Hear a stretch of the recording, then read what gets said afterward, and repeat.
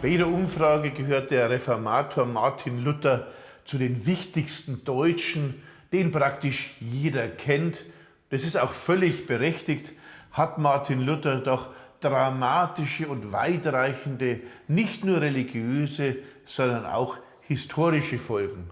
Martin Luther wird 1483 in Eisleben geboren und stirbt 1546 zufällig am gleichen Ort, einem Ort, an dem er nie längere Zeit lebte. Seine Eltern stammten aus Thüringen, sein Vater aus Mora, seine Mutter aus Erfurt, aus dem Stadtbürgertum.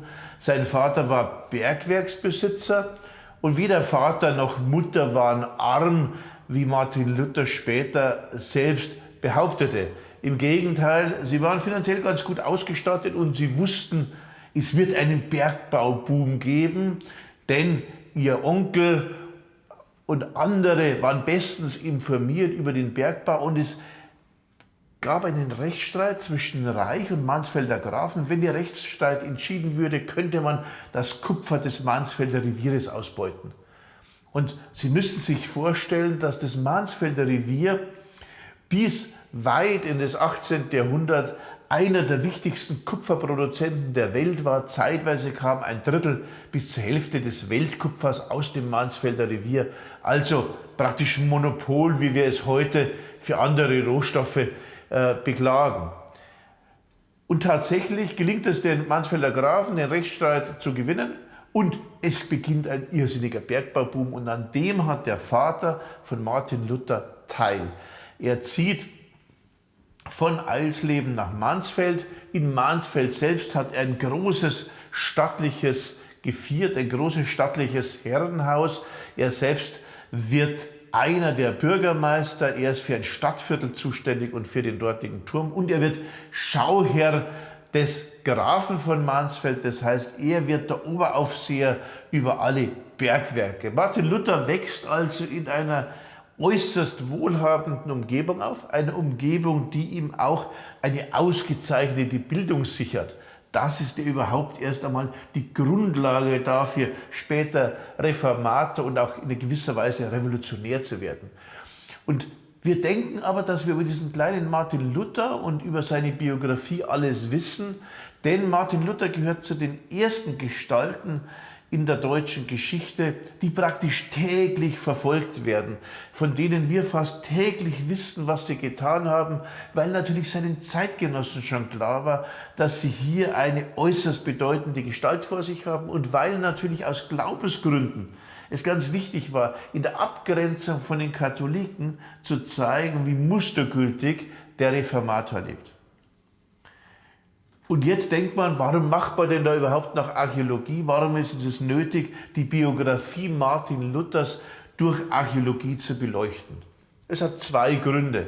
Der erste Grund ist, Texte sind nicht zum Anfassen, Geschichten sind nicht zum Anfassen, Dinge, die man haptisch fassen kann, sind immer wesentlich spannender als irgendwelche Geschichten. Das heißt, die Realien faszinieren uns. Uns faszinieren eben die Murmeln, mit denen der kleine Martin Luther spielte. Über die Murmeln wird das Kind wieder greifbar, nicht über seine späteren theologischen Schriften. Und genauso ist es mit allen anderen Realien. Der viel wichtigere Grund ist aber, dass Geschichtsschreibung immer intentional ist. Geschichtsschreibung wird entweder von den Gegnern gemacht, das heißt von den Leuten, die Martin Luther und die neuen Glaubensinhalte hassten, verfolgten, oder von denen, die ihn verehrten. Und beide Geschichtsquellen sind begreiflicherweise intentional, absichtlich. Beide zeichnen ein Bild, die einen ein negatives, die anderen ein positives. Wo ist aber der wirkliche Mensch? Den wirklichen Menschen fasst man in den Realien, in der Archäologie. Die Archäologie erzählt uns möglicherweise wenig über die geistigen Inhalte, aber über das tägliche Leben. Und das ist nicht unbedeutend. Der Abfallhaufen des Reformators erklärt uns sein tägliches Leben. Stellen Sie sich vor, man würde Ihren Abfallhaufen 4 Wochen lang durchwühlen und analysieren. Man wüsste womöglich mehr über Sie als sie sich überhaupt vorstellen können. Und das, was man über sie wüsste, würde dramatisch von dem abweichen, was sie selbst gerne erzählen würden.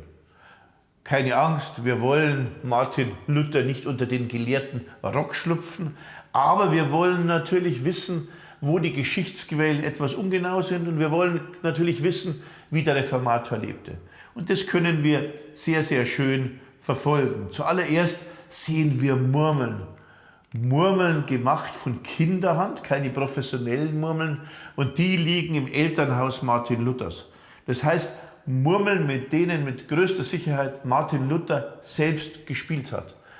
Und das hat etwas ungemein Anrührendes, denn wir stellen uns natürlich den Reformator und diese große historische Gestalt immer als mächtigen Mann da, wie wir ihn abgebildet sehen, und vergessen immer, dass er auch ein Kind war, dass er verletzlich war, und wir vergessen das Menschliche. Und das Menschliche wird ungemein greifbar in diesen Murmeln, das Kinderlachen, die Freude. Vielleicht blitzte die Intelligenz und die Brillanz des kleinen Martin schon zu dieser Zeit auf. Und wo finden wir all diese Dinge in Mansfeld? Wir finden die in einer riesigen Grube, die eigentlich als Aushubgrube für ein neues Haus gedacht war, für einen neuen Anbau. Und dort liegt ein kompletter Haushalt. Die Kleider der Schwestern, die Kleider der Mutter, große Mengen an Speiseresten und vieles, vieles andere, Buchbeschläge und so weiter und so fort. Und diese Dinge landen dort, nachdem Martin längst weggezogen ist, als in Mansfeld die Pest ausbricht und als man diese Dinge einfach entsorgt. Die Menschen waren der Pest nicht völlig ausgeliefert, die waren nicht völlig naiv. Man hat die flohverseuchten Textilien und anderes, obwohl man das nicht wusste, einfach aus Vorsicht entsorgt, und möglicherweise war das eine vernünftige Maßnahme. Und wir konnten diese Dinge natürlich dann fast 500 Jahre später wiederfinden. Und das ist natürlich eine tolle Geschichte der Archäologie, eine Geschichte, die uns wie eine Zeitreise, wie ein Blick durchs Schlüsselloch mit hineinnimmt, mit zurücknimmt in die Zeit Martin Luthers, in die 1490er Jahre, als er seine Kindheit in Mansfeld verlebte.